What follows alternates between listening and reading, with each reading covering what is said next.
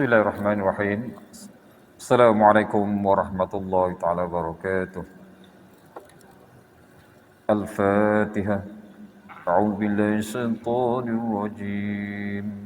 Bismillahirrahmanirrahim. Alhamdulillahi rabbil alamin. Ar-Rahmanir Rahim. Maliki yaumiddin. إياك نعبد وإياك نستعين اهدنا الصراط المستقيم صراط الذين أنعمت عليهم غير المغضوب عليهم ولا الضالين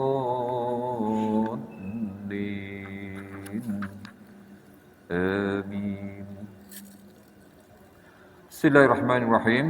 Alhamdulillahirabbil alamin wa bihi nasta'inuhu wa nu'minu bihi wa natawakkalu alayhi wa na'udzu billahi min shururi anfusina wa min sayyiati a'malina may yahdihillahu fala mudilla lahu wa may yudlilhu fala hadiya lahu asyhadu an la ilaha illallah wahdahu la syarika lahu wa asyhadu anna muhammadan 'abduhu wa rasuluh rabbi shrah li sadri wa yassir li amri wahlul 'uqdatam min lisani yafqahu qawli Subhanaka la ilma lana illa ma 'allamtana innaka antal alimul hakim. Allahumma iftah bainana wa baina qaumina bil haqqi wa anta khairul fatihin. Allahumma faqihna fid din wa 'allimna 'ilman nafi'an ya arhamar rahimin. Amma ba'du. Alhamdulillah yang dikasihi muliakan Tuan Imam, ahli jawatan kuasa masjid, muslimin dan muslimah para jemaah yang dirahmati, dikasihi, lagi disayang Allah Subhanahu wa taala. Syukur kita kepada Allah Subhanahu wa taala di pagi yang penuh keberkatan ini, dengan inayah dan taufik kepada Allah Subhanahu wa taala dapat kita mengibarkan rahmat Allah, dapat kita tunaikan fardu subuh berjemaah dan dapat kita melangsungkan lagi dalam pelajaran tafsir. Jadi insya-Allah sekarang meneruskan kita belajar surah An-Nisa ayat yang ke-7. Surah An-Nisa ayat yang ke-7. Baik, sebagai renungan kita daripada permulaan ayat lagi, Allah lebih tekankan kepada kita iaitu membela nasib kaum wanita dan juga anak-anak yatim. Anak-anak yatim. Dan masih diteruskan lagi. Malahan dalam ayat seterusnya maka Allah perintahkan pula. Perintahkan supaya memberikan warisan ataupun harta-harta, bukan sahaja kepada pewaris tetapi siapa sahaja yang hadir dalam majlis pembahagian harta tadi. Jadi insya-Allah kita naik pada ayat yang ke-7. A'udzu billahi minasy syaithanir rajim. للرجال نصيب مما ترك الوالدان والأقربون وللنساء نصيب مما ترك الوالدان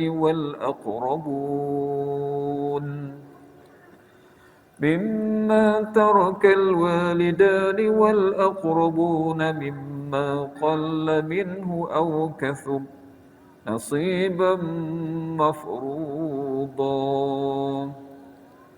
Jadi Allah Ta'ala beri peringatan kepada kita, terutama daripada kaum lelaki lah. Baik, lirijali nasibun mimman tarakal walidani wal aqrabun. Bagi orang laki-laki ada hak bahagian di harta peninggalan ibu bapa dan kerabatnya. Baik. Maksud ni dia masukkan masalah pewarisan. Jadi makna apabila meninggalnya ibu bapa ataupun kaum kerabat, maka bagi kaum lelaki dia ada haknya yang tertentu. Walin nisa'i nasibun mimman tarakal walidan wal aqrabun, dan begitulah bagi orang wanita ada bahagian haknya pula dari harta peninggalan ibu bapa dan kerabatnya. Jadi sebagaimana Allah jelaskan mimma qalla minhu aw kasur. Di harta peninggalan tadi baik sedikit ataupun banyak. Dan semua itu dan bahagian mereka nasiban mafruḍa, menurut bahagian yang telah ditetapkan, iaitu seperti mana yang ditetapkan oleh syarak tadi. Baik. Jadi sini ataupun kalau kita lihat dia nak masuk ke dalam masa pewarisan, harta pusaka dan sebagainya dah. Itulah. Bila matinya ibu bapa, maka di bawahnya ada anak-anak. Jadi yang lelaki pun dapat, yang perempuan pun dapat. Baik, ya. Kenapa Allah Taala katakan demikian? Kita kembali semula kepada zaman sebelum Islam, zaman jahiliah. Sebab bila matinya seorang, ya, maka pewarisan bukan kembali kepada anak-anak, tak kira lelaki ke perempuan, malahan isteri pun tak dapat apa-apa. Jadi mereka ni dipinggirkan 100%, tak akan diberi walaupun sedikit. Nah tu. Jadi itulah penindasan. Nah, penindasan sebabnya apa? Seolahnya anak-anak tu ditinggalnya tidak bertali. Kepada siapa mereka nak bergantung? Sedangkan kaum kerabat, ya, sebelah bapaknya, dia ambil semua hartanya belaka. Baik, jadi Islam kata tidak, ya. Apa yang ditinggalkan oleh si mati, sedikit ke, banyak ke, kena beri kepada yang di bawahnya, yang dijaganya. Kepada kaum lelaki, kaum wanita. Baik, itu insya-Allah akan dibahaskan pada ayat yang akan datanglah. Siapakah dimaksudkan kaum lelaki dan kaum wanita tadi. Baik. Kemudian dikaitkan dengan akrabun, kaum kerabat. Kaum kerabat. Baik, ini insya-Allah kita akan lihatlah. Bukan hak semua kaum kerabat yang meninggal tadi, hak di bawahnya boleh belaka. Sebab dia ada masalah dipanggil hajib. Hajib, kalau seorang lelaki dia meninggalkan anak lelaki, kemudian ada yang lain, maka yang lain pak saudara yang lain semua tak dapat, ya. Itu panggil hajib. Penghalang, ya. Baik, kalaulah seorang tu dia kahwin ataupun dia tak kahwin, ya, dia mati, dia meninggalkan harta dan tidak ada waris daripada zuriatnya, ini barulah masuk pada akrabun. Dia akan dapat oleh saudara-saudaranya yang lain, ya. Dan insya-Allah kita akan lihat pada ayat lain tadi, ya. Baik.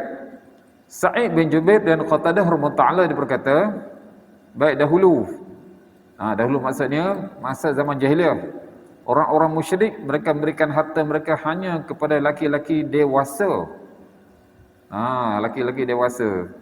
Jadi maknanya kalau mati seorang tu, jadi maknanya anak-anak tadi kalau yatim teruslah jawabnya. Tak ada apa, tak ada benda dah. Tu. Jadi mereka bagi kepada lelaki dewasa serta tidak memberikan hak waris kepada kaum wanita dan anak-anak sedikit pun. Macam saya sebut, ya. Jadi anak-anak, hak wanita maksudkan isteri tadi, ya. Isteri pun tak akan dapat apa-apa sekalipun daripada peninggalan suami tadi. Allahu Akbar, ya. Jadi Allah Taala turunkan ayat ini nak baiki keadaan masyarakat supaya tidak ada penindasan. Jadi Allah Taala bagi cara yang sama, cara yang adil di sini. Baik, sebab tu Allah turunkan ayat ini, lirijali nasibun mimma tarakal walidani wal aqrabun, bagi laki-laki, ya, dia sebut laki-laki ni dia tak kiralah sama adanya hak dewasa ke ataupun masih lagi kita anak yatim ke, semua dapat mereka hak laki lagi. Bagi laki-laki ada hak bahagian dari harta peninggalan ibu bapa dan kerabatnya. Dan seterusnya lah, yang ada dipanggil ashabul siham, orang yang ada bahagiannya dalam pewarisan. Baik, yakni semuanya itu ada, mereka akan dapat harta mereka, akan dapat bahagian mereka, sebab itu adalah dihukum daripada Allah Subhanahu Wa Taala. Jadi masing-masing adalah sama dalam hukum seperti pewarisan tadi. Hak lelaki dapat sekadar yang telah ditentukan, yang perempuan juga dapat sekadar yang telah ditentukan. Baik, sekalipun mereka tu berbeza, beza bahagian tak? Contohnya kita lihat tak? Yang lelaki dapat lebih daripada yang perempuan, tapi perempuan tak ditinggalkan. Baik, dan semua itulah sesuai seperti mana yang telah ditentukan oleh Allah SWT, iaitu dengan merujuk kepada hubungan kepada mayat. Hubungan kepada mayat, ya. Mana yang lebih rapat kepada mayat, itulah menjadi hak mereka. Baik, jadi keadaan tersebut disebabkan keturunan. Sebab keturunan tu maka dapat banyak kira. Kemudian pernikahan. Bila kata pernikahan tu nampak tak? Iaitu isteri dapatnya. Ataupun juga pemerdekaan. Ini hak zaman dahulu lah. Kalau dia dah hamba, dia ada hamba kan. Kemudian kalau dia mati, maka hamba juga layak untuk dapat daripada tuan dia. Sebabnya masa tuan dia hidup, hamba tu bekerja untuk dia. Jadi bila tuan dia mati, hamba juga ada hak daripada harta tersebut. Tapi kita sekarang ni hamba ni tak fikirkan, tak ada dah, tak ada istilah hamba lagi ya. Tu. Baik, jadi 3 yang terakhir tadi, nampak tak yang dikaitkan daripada dia tadi? Tu. Sebab faktor keturunan, perkahwinan dan juga tu pemerdekaan tadi. Itu merupakan sebab yang terdekat dengan mayat. Terdekat hebat ya. Yang kedudukannya tu hampir sama. Hampir sama dari segi apa? Seolah mereka ni seperti nasab. Nasab ni keturunan yang sama walaupun hamba dia. Sebab hamba tu dah banyak dah bekerja kepada dia ya. Baik. Ibnu Mardawih dia telah meriwayatkan daripada Jabir radhiyallahu anhu, dia berkata, kata Jabir, baik Ummu Qujah dia telah datang kepada Rasulullah sallallahu alaihi wasallam dan berkata, ni dia mengadu kepada Rasulullah. Katanya, wahai Rasulullah, aku memiliki 2 orang puteri, 2 anak perempuan, dan ayah keduanya telah meninggal dan keduanya tidak mendapat apa-apa. Sebabnya apa?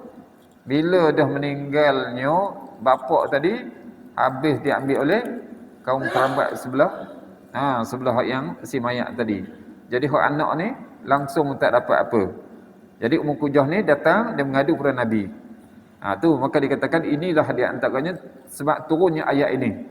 Ayat ini iaitu Allah Taala jelaskan pembahagian lelaki pun dapat, anak lelaki yang ditinggalkan, anak perempuan juga ada haknya. Tu ya. Jadi semua tu ada hak masing-masing. Baik. Dan kemudian cumanya kita kaitkan apa? Bilanya bagi harta pusaka tu, sebab zaman dahulu bila mereka akan wawarkan hari ini akan diberi harta pusaka. Jadi waris yang terdekat pun datang, kemudian ada juga orang lain yang akan datang. Tu zaman dulu ya. Zaman sekarang ni senyap-senyap je. Ya dah. Zaman sekarang senyap-senyap tak dipanggil orang dah. Zaman dulu bukan panggil supaya apa? Boleh semua jadi saksi. Jadi saksi ya. Dah. Sebab tu ada dalam ayat lain Allah sebut dah. Ya. Allah sebut yang akan datang nanti. Yang akan datang ya. Iaitu kemungkinan yang akan menyertai dalam pembahagian tadi, mungkin ada orang miskin dan adalah orang yang hadir tadi untuk menyaksikan pembahagian harta pusaka tadi. Jadi kita lihatlah inilah keadilan Islam. Inilah keunikan Islam yang tak ada dalam agama buatan. Apa maksud agama buatan? Agama yang tidak diturunkan oleh Allah Taala. Jadi mereka tidak ada seperti mana yang kita ada hari ini. Allahu Akbar. Jadi Islam telah sempurna. Islam telah sempurna seperti mana Allah Taala turunkan ayat. Semasa Rasulullah berada di perang Arafah dalam Hajjul Wada'. Hajjatul Wada'. Maka Allah sebut al-yawma akmaltu lakum. Pada hari ini aku telah sempurnakan agama bagi kamu. Termasuklah pewarisan sini. Allah dah sebut semua. Tak ada lagi yang terselindung. Kecuali orang yang tak nak belajar, orang yang tak nak ambil tahu, memang dia akan rasa apa? Dia tak rasa tak tahu. Terlindunglah dia. Kena belajar okey. Jadi Allah sebut tadi, tak kiralah barang tadi sedikit ke banyak ke tidak menjadi masalah. Sebab Allah sebut mimma qalla minhu aw kasur. Sama ada harta tadi banyak ataupun sedikit. Maknanya peninggalan si mayat. Kalau sedikit sama sedikit. Kalau banyak alhamdulillah lah kan. Baik, dan semua itu Allah Taala cerita yang pada akhir ayat nasiban mafruḍa. Ini adalah ketentuan daripada Allah Taala. Maknanya Allah Taala fardukan. Jadi siapa yang khilaf maka mereka akan tanggung dosa. Dia ada juga kadang-kadang dipinggirkan dalam keluarga. Orang tak suka pada seorang, maka mereka tak letakkan nama dia sebagainya. Jangan begitu ya. Esok yang hak dimakan tu semua api neraka berlaku. Sebabnya hak orang lain dia ambilnya. Allah, jangan begitu ya. Sebab tu Allah jelaskan nasiban mafruḍa, iaitu bahagian yang telah ditentukan, difardukan oleh Allah Taala. Dengan syariat yang adil. Ya, iaitu berada dalam kitab yang nyata ini, iaitu kitab Al-Quran. Ya, yang mana manusia tak boleh lagi nak abaikan atau berkata lain nak pinggirkan hukum ini, sebab ini datang daripada Allah Subhanahu Wa Taala. Sedangkan zaman jahiliah tu sebab mereka tak ada kitab. Mereka tidak ada agama. Agama mereka hanya agama buatan saja sebab mereka menyembah selain daripada Allah Subhanahu Wa Taala. Baik. Dan kemudian Allah Taala peringatkan juga. Kemudian kemungkinan kalau orang yang datanglah, ini zaman dulu, zaman sekarang tak ada, ya sekarang ni. Insya-Allah kita lihat pada ayat seterusnya. Kalaulah datang bersama pembahagian tadi, ada lagi golongan-golongan yang lain juga mereka sebenarnya mengharapkan juga mereka mendapat secebis. Tengok ayat seterusnya. Wa idza hadaral qismata ulul qurba wal yatama wal masakin farzuquhum minhu wa qulu lahum qawlan ma'rufa. Baik, jadi Allah jelaskan wa idza hadaral qismata ulul qurba, dan apabila suatu pembahagian itu, itu contohnya bila dah matinya si mayat, kemudian harta tadi nak dibahagi-bahagikan, dan apabila suatu pembahagian itu hadirlah kaum kerabat. Kenapa dekatkan kerabat? Sebab ni bukan semua kerabat yang boleh ya. Sebab kalau ada anak, kaum kerabat tak dapat. Tu ya.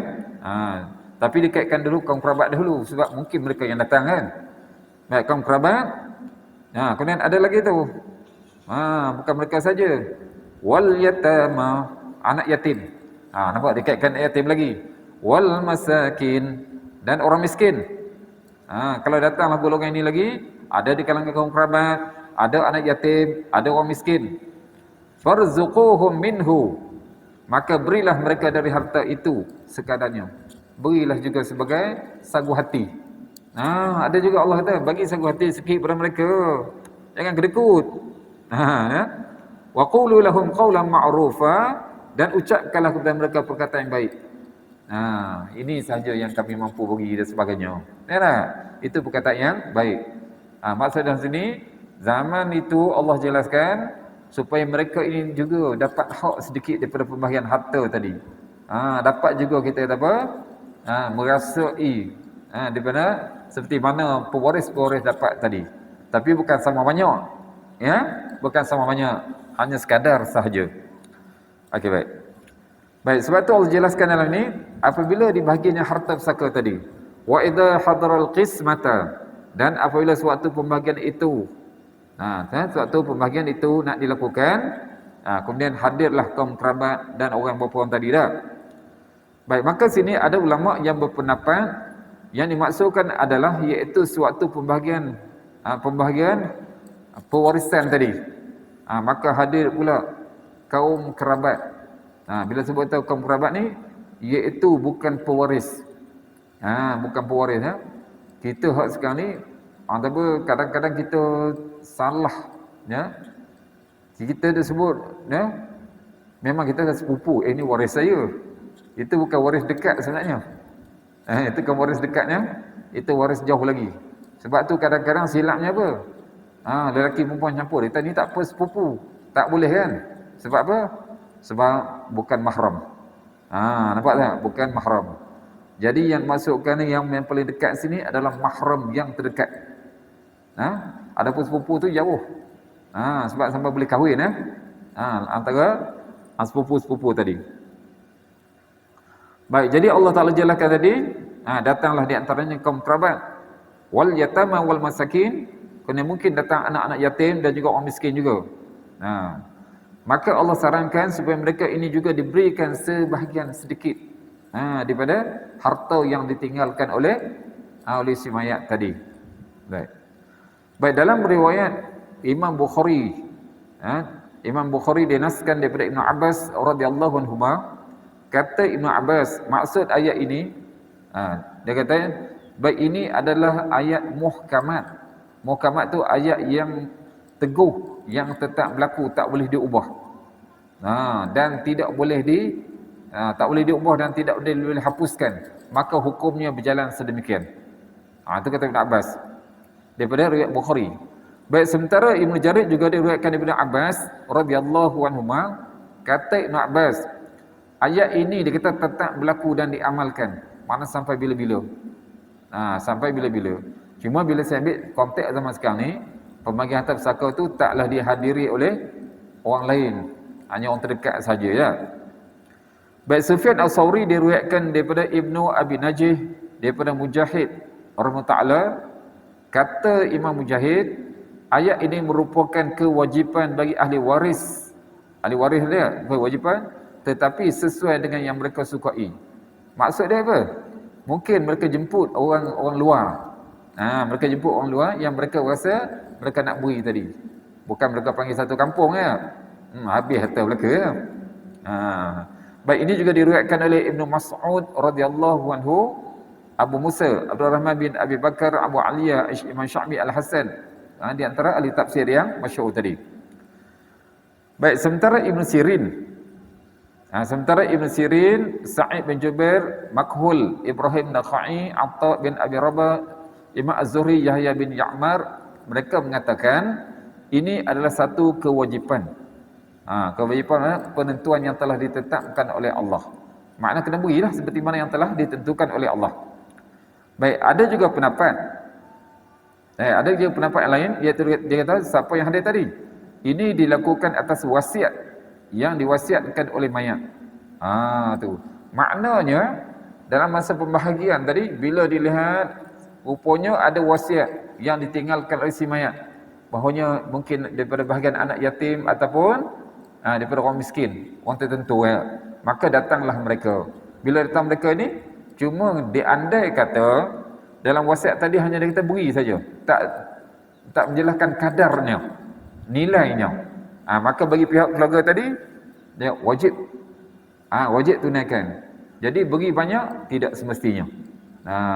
Asalkan beri. Sebab itu kalau mengikut kehendak wasiat. Baik, ini nampak tafsiran ini lebih hampir kepada ayat. Iaitu kalau hari ini kita lihat, kenapa orang miskin nak datang? Kenapa anak yatim nak datang? Takkan datang kecuali mereka ini diletakkan dalam pewasiatan. Kalau mayat dahulu dia buat wasiat untuk mereka ini, ada hak mereka. Maka pada hari pembahagian hendaklah dipanggil mereka ini. Tu ya. Ini mana tahu lah kalau ada orang ya. Ini biasanya kalau kadang-kadang kita tengok orang kaya lah, dia panggil lawyer kan, nak mati, dia wasiatkan belaka apa semua tu. Jadi kena ikutlah. Sebab itu kena daripada si banyak tadi. Baik, Imam Al-Aufi, dia kata, dia riwayatkan daripada Ibn Abbas radhiyallahu anhu, maksud daripada ayat ini idza hadara qismata tadi, iaitu suatu pembahagian tadi, iaitu datangnya orang-orang yang layak untuk mendapat warisan tadi. Baik, ya, ini sama seperti kata kalau ulama-ulama yang tadi ya. Iaitu apa yang maksud dari sini? Pertama sekali, pembahagian itu secara adil.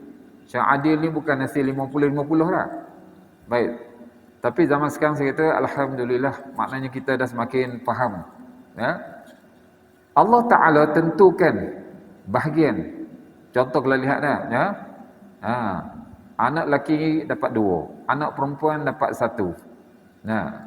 Baik, itu adalah untuk kemudahan supaya tidak bergaduh. Namun diharuskan oleh syarak. Dibenarkan oleh syarak sekiranya pihak lelaki dia bersetuju untuk beri sama banyak. Maknanya kita mungkin dia kata apa, tak apalah kita senang-senang daripada buat 2-1, kita bagi semua sama banyak belaka supaya mudah. Okey. Apabila semua setuju boleh. Semua setuju boleh. Tapi kalau ada seorang hak lelaki, seorang lelaki dia tak setuju, habislah, tak boleh lah, kena ikut. Kena ikut pada hak asal ya. Tapi kalau lagi sama banyak boleh. Tidak jadi masalah tadi. Baik. Dan kemudian Allah peringatkan. Allah peringatkan ya. Tadi kita kaitkan tadi tafsiran yang paling hampir sekali, datang anak yatim atau orang miskin ini dengan sebab wasiat. Dengan sebab wasiat. Lalu Allah Taala pesan pula tentang wasiat tadi. Subhanallah. Nampak? Ini yang saya kata wasiat tu lebih lebih utama dari segi tafsiran dia tadi. Sebab ni ayat yang seterusnya Allah Ta'ala ceritakan tentang pewasiatan tadi. Jadi insya-Allah kita lihat ayat seterusnya. وَلْيَخْشَ الَّذِينَ لَوْ تَرَكُوا مِنْ خَلْفِهِمْ ذُرِّيَّةً ضِعَافًا خَافُوا عَلَيْهِمْ فَلْيَتَّقُوا اللَّهَ وَلْيَقُولُوا قَوْلًا سَدِيدًا. Subhanallah. Nampak tak? Allah Ta'ala pesan ni supaya apa? Supaya kerukunan kehidupan manusia ni tak bertelaga. Nanti si mayat dah dikebumikan, hak di atas dah bergaduh pula. Inilah di antaranya punca kita apa? Kemungkinan si mayat juga akan tersiksa. Dengan sebab perbuatan orang di atas yang atas bumi lah, yang masih hidup lagi ya. Baik, maka sini Allah Ta'ala ceritakan pula supaya dalam wasiat maka naklah berlaku adil. Berlaku adil. Jangan pula hak ni diberi, hak tu tak diberi. Tu kalau wasiat lah. Baik, sebab tu firman Allah Ta'ala, wal yakhshal ladina law taraku min khalfihim, dan hendaklah takut kepada Allah. Takut kepada Allah ya. Takut ni orang yang nak buat wasiat lah. Orang-orang yang seandainya meninggalkan di belakang mereka. Maknanya dalam buat wasiat tadi, ingat apa yang mereka tinggalkan di belakang mereka. Baik ya, apa yang mereka tinggalkan? Baik, kalau kita lihat sini, maka di antaranya Allah sebut, dzurriyyatan dhi'afan khafu 'alaihim. Tu ya. Dia meninggalkan di belakang mereka anak-anak yang lemah. Anak lemah ni, anak kecil lagi, tak boleh kerja lagi dan sebagainya. Sebab anak yatim kan biasanya. Yang mereka bimbang. Mereka bimbang terhadap kesejahteraan mereka. Jadi maknanya bapak ni dia rasa apa? Dia akan meninggalkan. Dia akan meninggal. Jadi dia bimbangkan anak-anak dia masih kecil lagi ataupun yang kadang besar. Mungkin OKU tu termasuk ni juga. Yang lemah yang tak mampu untuk berdikari sebagian tadi. Baik ya. Jadi dalam ayat ni maka Allah Ta'ala berpesan supaya dalam memberi wasiat ini hendaklah berlaku adil tadi. Ya. Baik, daripada Ali bin Abi Talhah diriwayatkan daripada Ibn Abbas radhiyallahu anhu, kata Ibn Abbas, kenapa ayat ini diturunkan? Baik, ayat ini mengenai seorang laki-laki yang meninggal. Laki mati ya. Kemudian seseorang mendengar bahawa dia memberikan wasiat. Berwasiat ya, yang membahayakan ahli warisnya. Tu orang lain tahu je dalam wasiat tu bahawanya si mayat tadi buat kesilapan. Tu. Baik. Ya. Tu ya. Hal tu yang dia dengar tadi. Oleh sebab itulah Allah Ta'ala perintahkan orang yang mendengar hal itu, orang yang dengar ya, orang dengar hak wasiat tadi untuk bertakwa kepada Allah. Ini mungkin kita apa? Biasanya apa, bukan bapak tu tulis wasiat sendiri dah. Dia akan ada ya, syarat dia ada saksi. Kalau tidak nanti entah anak yang tulis. Mengaku pula bapak tulis kena ada saksi. Sekarang ni kalau orang kaya tu dia biasanya lawyer lah. Dia lawyer peguam untuk apa? Pembahagian harta pusaka dia. Tak apalah tu orang kaya dah. Kita ni kalau harta sedikit bagi peguam buat bendanya. Tak nak sekarang ke je dah. Okey. Baik, jadi Allah perintahkan orang yang mendengar hal itu, mungkin saksi dia, supaya bertakwa kepada Allah dengan membimbing dan mengarahkan apa yang berkaitan wasiat tadi supaya berlaku benar, berlaku adil. Maka hendaklah dia berusaha. Ni kan orang saksi ya. Sebab tu saksi kita bukan saksi masa tu je dah. Termasuk dalam pembahagian tadi. Hendaklah dia berusaha memerhatikan ahli waris yang telah ditinggalkan tadi, supaya mereka ini tidak diabaikan hak-hak mereka. Tu. Baik, ini pendapat Mujahid rahimahullah taala ya. Makna hak saksi termasuk kalau penulis pun makna kena selepas matinya orang yang meninggalkan wasiat tadi, mereka ni kena urus dengan seadil-adilnya. Baik, dalam kitab Sahihain Bukhari Muslim ketika Rasulullah SAW ataupun menziarahi Sa'ad bin Abi Waqqas. Sahabat Abi Waqqas dia sakit. Sakit hampir meninggal dah. Baik. Baik, maka Sa'ad bin Abi Waqqas dia bertanya kepada Rasulullah, "Wahai Rasulullah," ada minta pendapat dia. "Sesungguhnya aku memiliki banyak harta." Dia ada banyak harta dia kata, dan tidak memiliki ahli waris kecuali seorang puteri, seorang anak perempuan saja. Ingatlah hak zaman sekarang ni kadang-kadang orang silap. Dia ada anak seorang perempuan tu, mana? Dia bagi pada seorang tu saja. Dia tinggal pada seorang tu. Tak. Ya, bila hak yang perempuan dia tetap dapat, tapi yang lain juga dapatnya, ada lagi pewaris hak lain. Bukan tak anak tu seorang je. Baik, jadi katanya, bolehkah aku mensedekahkan 2/3 hartaku? Tu. Makna daripada harta dia tu, atau Sa'ad tadi, 2/3 dia nak sedekahkan. Maknanya 1/3 je nak bagi pada anak dia. Baik, baginda menjawab, tidak. Tak boleh. Nabi kata tak boleh. Kau ni bertanya lagi, kalau tak boleh 2/3, 2/3 banyak tak? Setengah? Tengah setengah. Ini setengah lagi pada anak tadi. Baik, baginda menjawab, tidak. Tak boleh lagi. Setengah pun tak boleh. Setengah pun tak boleh. Kemudian dia bertanya lagi. Bagaimanakah kalau 1/3? 1/3. Maka baginda pun menjawab, ya, 1/3 boleh. Dan Nabi kata pula, 1/3 tu pun dah banyak. Dah banyak. Tak. Baik, kemudian Rasulullah bersabda kepada dia, innaka in tadra warasataka aghniya khairun min an tadrahum alatan yatakaffafuna an-nasa.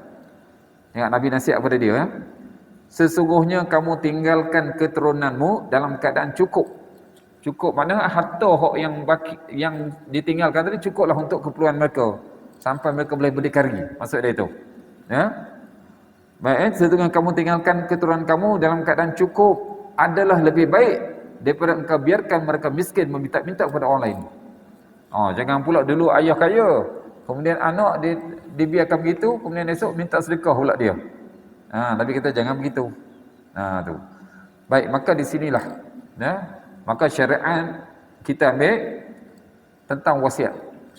Wasiat boleh diberi 1/3 saja. Nampak tak? 2/3 itu hak pewarisan. 2/3 hak pewarisan. Itu kalau nak bagi wasiat. Hanya 1/3 sahaja. Okey. Wasiat ini akan terlaksana apabila matinya pemberi wasiat. Selagi mana dia hidup tak boleh lagi. Ya. Selagi mana dia hidup tak boleh lagi, dan kalau dia nak ubah pun tak apa. Sebab dia hidup lagi. Ya. Baik, bila dia dah mati nanti, barulah 1/3 tadi diberikan kepada orang yang diwasiatkan tadi. Ya. Baik. Adapun hak zaman sekarang ni kita tengok, kita bedakan itu bentuk seperti daripada hebah. Hak wasiat akan terlaksana selepas mati ya. Ini hebah. Baik, hebah ini masa hidup lagi. Masa hidup lagi seseorang tu dia menghebah tu dianugerahkan. Macam hadiah lah juga. Dihadiahkan harta ni tadi kepada orang yang tertentu. Baik, sebagai contohnya, ada orang buat sekarang, sebelum dia mati, dia bagi dah. Anak ni dapat ini, anak tu dapat ini, anak dapat ini. Itu sebenarnya hebah dah. Itu adalah hebah.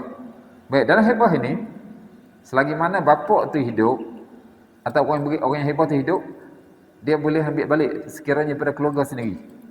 Daripada keluarga sendiri. Tidak pada orang lain. Itu ada perbahasan dalam kitab dalam kitab Bulughul Maram. Ada perbahasan hadis dalam fiqh, dalil fiqh mazhab Imam Syafi'i rahimahullah taala. Okey, ya. Baik, jadi kalau bagi pada anak-anak tadi pun maka disarankan supaya berlaku adil. Ya. Sebab heboh ni dia bukan dalam pewarisan. Pewarisan tu apa yang telah ditetapkan oleh syarak. Macam tadi lah. Anak lelaki, anak perempuan, 2:1.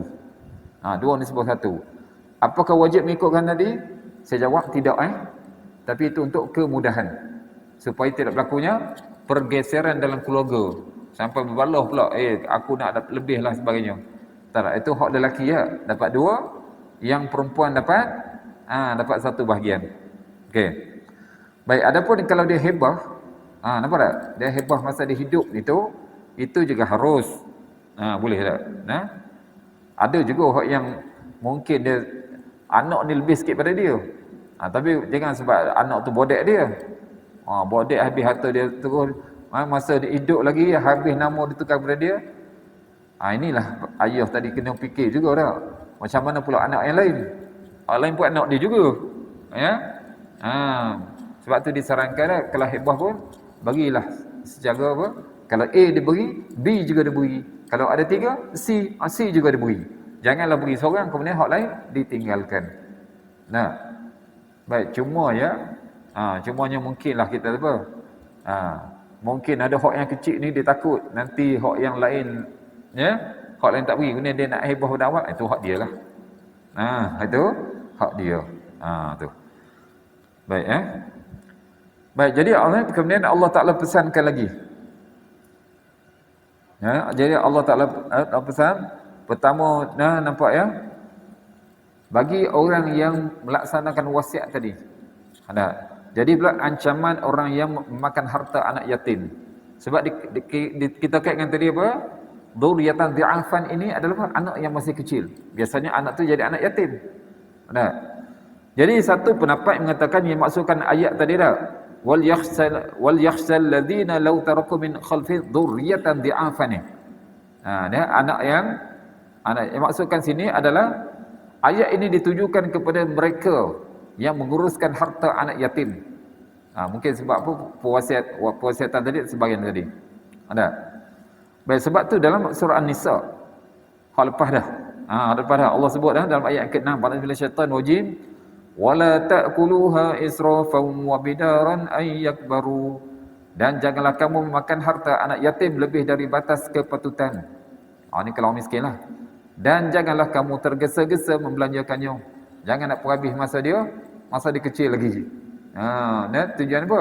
Bila besar nanti duit dia ni dah habis dengan dia. Tak boleh. Baik, ini yang dipegang oleh Ibn Jarir, juga daripada Imam Aufi, yang diriwayatkan daripada Ibn Abbas radhiyallahu anhu. Baik, kata Ibn Katsir, pendapat dia kata, dan inilah pendapat yang baik. Pendapat yang maksudkan apa dia tadi, zuriyah yang lemah tadi adalah anak-anak yatim. Tapi saya kaitkan juga lah anak-anak yang masih kecil. Ya. Okey, baik. Baik, dikuatkan lagi dengan apa? Ayat yang seterusnya, iaitu kalau kita lihat Allah Ta'ala pesan supaya apa? Supaya jangan berlaku zalim. Sebab tu Allah sebut wal yattaqullah. Maka hendaklah mereka bertakwa kepada Allah, iaitu takut, laksanakanlah perintah Allah. Wal yaqulu qawlan sadida, dan hendaklah mereka mengatakan perkataan yang benar seperti mana yang telah diwasiatkan oleh perkataan yang benar seperti yang telah diwasiatkan oleh si mati dan sebagainya. Dan termasuklah juga supaya apa? Mungkin dalam apa wasiat itu ada benda yang tak patut. Benda yang tak patut dah, ya. Jadi sini ataupun sebagai penolong mayat, ya. Jangan nak ikut 100%. Nampak tak? Jangan tak boleh ikut 100%, ya. Sebagai contohnya tadi, ya. Sebab wasiat tadi boleh 1/3. Tapi contoh dalam wasiat tadi ada dia bagi hak lebih sampai separuh. Nampak tak? Jadi tak boleh ikut. Hanya 1/3 saja. Yang lain hendaklah kembali kepada pewaris yang berhak untuk mendapat apa pewarisan tadi, ya. Baik, jadi insya-Allah kita sekarang itu dahulu. Mudah-mudahan Allah Taala bagi kekuatan kepada kita lah. Apa kita dengan ini dapat jadikan panduan iktibar pengajaran, ya. Terutama sekarang kita lihat kadang-kadang ada juga dekat masyarakat kita dok balah, banyak juga balah ba'ah tafsaka. Ya. Hak perempuan nak lebih. Ya tak? Sebab dia kata apa? Dia yang teruk jaga mak ayah. Itu betul lah. Mana? Ya. Sebab kadang-kadang ni anak lelaki dia kata dia sibuk dengan kerja, bagi pada adik-beradik perempuannya yang jaga. Tapi bila nak atas saka, dia nak lebih pula. Hak tu jadi juga tak? Hak sepatutnya hak lelaki tu ya. Kalau dia tak boleh jaga sekalipun, masa kata contoh mak ayah yang jaga, dia lah yang kena nafkah kan. Ini duk tekan mak, awak jaga mak, awak yang tanggung Melaka. Hak dia tak tanggung. Esok kalau mak tinggal, dia hak dulu yang sekali nak. Allah. Ini yang banyak berlaku, ya. Mudah-mudahan Allah Ta'ala kekuatan beritalah dapat jadikan panduan pengajaran untuk kita amalkan dan dapat tawarkan kepada yang tak sini. Bila huna aqulu qawli hadza astaghfirullah lakum wa billahi taufiq wal hidayah. Assalamualaikum warahmatullahi taala wabarakatuh. InsyaAllah sekiranya tuan-tuan ada sebarang pertanyaan. Ya saya. Apa? Anak tiri? Okey. Baik. Bila sebut kata anak tiri, anak tiri dia tidak ada hak. Tak ada hak sebab dia bukan pewaris, sebab dia anak tiri sahaja. Ya tak? Nah. Tapi nanti apa? Cuma kalau harta hak mak dia dapat kat situ lah. Dia dapat ambil hak tu, bukan hak yang hak ayah tiri. Jadi ayah tiri ni contoh kalau sayang juga kena sama ada hebah masa hidup. Hebah pemberian masa hidup ataupun wasiat. Baru dia dapat. Nah, kalau tak dalam pewarisan tak ada dia, tak ada hak. Ya? Bukan kata anak tiri itu sama macam anak sendiri. Begitulah juga anak susuan. Anak susuan Lepas tu tak boleh. Anak angkat, lagilah tak boleh. Sebab mereka ni tak boleh terima apa wasiat, tak boleh terima wasiat tak apa, tak boleh terima pewarisan. Sebab dia tak ada dalam hak. Ya? Cuma mereka ni kalau nak diberi itu bentuk apa? Bentuk wasiat ataupun hibah masa hidup tu. Boleh? Wallahu a'lam. A'udzubillahi minasyaitonir rajim. Bismillahirrahmanirrahim. Ya arhamar rahimin ya masakin. Allahumma la nas'aluka khairan ma sa'alaka ibadaka Muhammad sallallahu alaihi wasallam wa na'udzubika min syarri ma sta'ala Muhammad sallallahu alaihi wasallam. Allahumma ighfir lima wa tarda. Allahumma zidna 'ilman nafi'an wa zidna yaqinan sadiqan wa zidna 'amalan mutaqabbalan 'indaka ya arhamar rahimin. Rabbana dhalamna anfusana wa in lam taghfir lana wa tarhamna lanakunanna minal khasirin. Rabbana atina fid dunya hasanah wa fil akhirati hasanah wa qina adzabannar. Allahumma ij'al Qur'ana syafi'an lana fid dunya wal akhirah. واجعل لنا شفيعا في القبر وفي المحشر وفي الميزان في الصراط وادخلنا الجنة كالفاسقين برحمتك يا الرحمن وصلى الله على سيدنا محمد وعلى آله وصحبه أجمعين والحمد لله رب العالمين سبحان الله وبحمده سبحان الله وبحمدك أشهد أن لا إله إلا أنت أستغفرك وأتوب إليك بسم الله الرحمن الرحيم والعصر إن الإنسان في خسر إلا الذين آمنوا وعملوا الصالحات وتواصوا بالحق وتواصوا بالصبر والله أكبر